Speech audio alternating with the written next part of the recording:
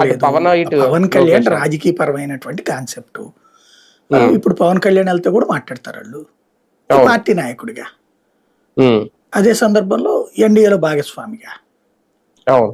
ఉమ్, లోకేష్ కైనా గౌరవం ఇస్తారు. లోకేష్ ని అట్లా చూడరు. పవన్ ఉమ్, కళ్యాణ్ భవిష్యత్ ముఖ్యమంత్రిగా చూడట్లేదు కదా వాళ్ళు. అవును. పవన్ కళ్యాణ్ ఓ మంత్రి, మనం భాగస్వామి, కొత్త సెలబ్రిటీ ఇమేజ్ ఉన్నాడు, ఆయన ఒక పార్టీ ఆ అధినేత. రూట్ లో చూస్తారు. ఉమ్, లోకేష్ అట్లా కాదు కదా. వాస్తవంగా చెప్పాలంటే ఇది షాడో సీఎం, లేదా ప్రజెంట్ అవును. సీఎం ఆయనే డెసిషన్ తీసుకుంటోంది. చంద్రబాబు ఉమ్, గారు జస్ట్ స్టాంప్ వేస్తున్నారు అంతే. ఆయన రివ్యూలు చేస్తారు బాబు గారు, నిర్ణయాలు ఉమ్, తీసుకుంటుంది లోకేష్ అన్ని శాఖలది కూడా. ఉమ్, ప్లస్ ఉమ్, అవును. లేకపోతే అన్ని శాఖల ఫైళ్ళు ఆయన దగ్గరికి ఎందుకు వచ్చినాయి? అవన్నీ అదే పట్టుకెళ్ళి కదా. అంతర్మంత్రులతో ఆయన ఎందుకు కలిసి వచ్చారు ఉమ్, అంటే అవును. రివ్యూలన్నీ ఆయన చేస్తున్నట్టు అర్థమవుతుంది కదా. ఇక్కడ అవును. అవును. అధికారికంగా పేపర్లలో కనబడుతున్నటువంటి రివ్యూలు చంద్రబాబు గారి, ఉమ్, కానీ ఉమ్, రియల్ గా ఆ అవును. పనులన్నీ చేయించే ప్రయత్నం చేస్తుంది లోకేష్. దాంతో ఉమ్, పాటుగా అధినాయకత్వానికి ఒక సంకేతం ఇస్తున్నారు జాతీయ నాయకులకి, నేనే ఉమ్, వారసుని అన్నటువంటిది. వాళ్ళు కూడా ఉమ్, వద్దంటలేదు.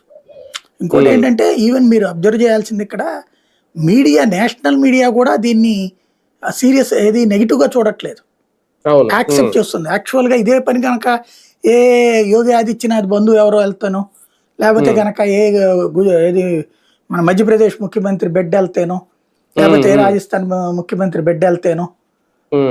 ఆయన లేదు చౌహాన్ ఈ శివరాజ్. ఏ ఉమ్.